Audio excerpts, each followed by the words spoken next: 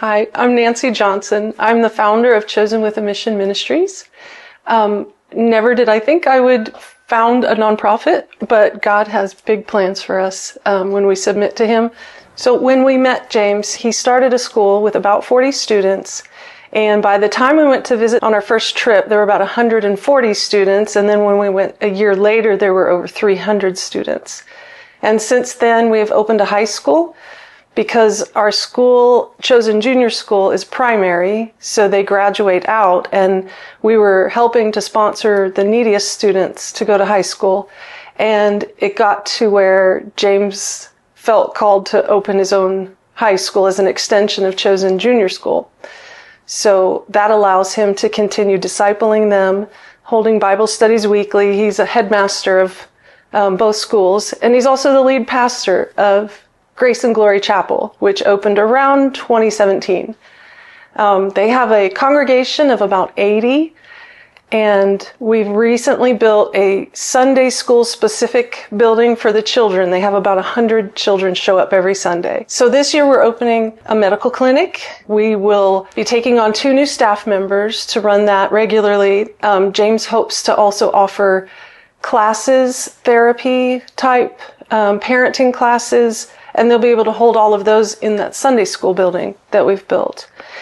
We also added the World Changer Home. That was in 2023. We purchased a property right next to the school, and we have 11 young men who live there.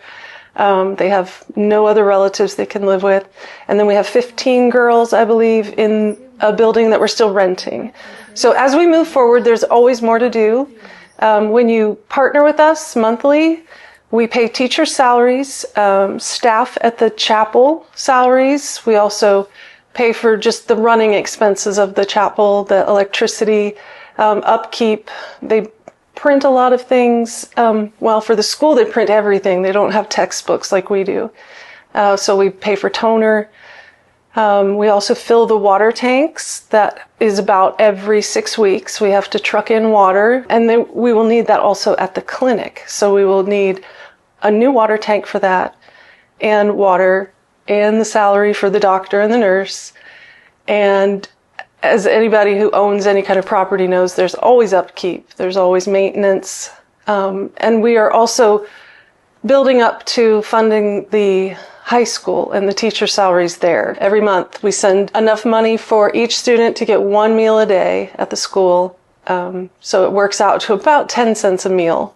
So if you're interested in keeping coins, we have lots of families and children who faithfully give us their coin jars every month or so. And we enjoy that because truly every penny counts. The median age of Uganda is 16. So if you can imagine, about half of the people in the country are 16 and under. There's a lot of opportunity for discipleship and just guiding these children. So we look forward to future generations and what their impact will be on Uganda as a nation, you know, that they might win it over for the Lord. Chosen with a Mission, I think of it now, it really is like a city on a hill, and everybody knows. Everybody, we can't drive down the street more than 5 miles an hour. James has his car window down because he stops and talks to everybody. Sometimes he's handing an orphan child, you know, a little money for food, or he's checking in with someone who's just had a baby. And we've created a presence for sure. And it's a good thing. It's in God's name, and it's for the good of the people there, and it's for God's glory. And it really is a privilege to be a part of it. As you think about what you've heard tonight, we would love to invite you to join us. Prayer, always. Pray for James, pray for the students, pray for the work that's being done there. Pray for the endurance of the teachers, all these children. And teaching is pretty much the same everywhere, I've discovered. Reining in the kids, keeping their attention, but also loving them. And we would also ask you to consider if you have the ability to partner with us monthly to help us meet these needs. And as we grow and gain more sponsors, we'll be able to grow, buy a home for those girls in the orphan home, the rented one, and keep that medical clinic running. It's the only one of its kind in that city, Matuga, Uganda. So we're really looking forward to the outreach available there. And if you feel called to go on a trip with us, please ask for more information. We're just always thrilled to take someone and let them see these things firsthand.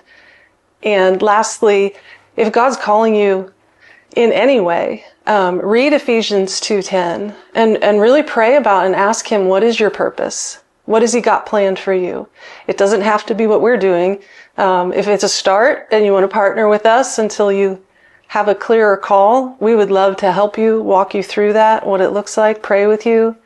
And we're just so glad that you're here and that you've given us this time to share with you about what God's doing in Uganda.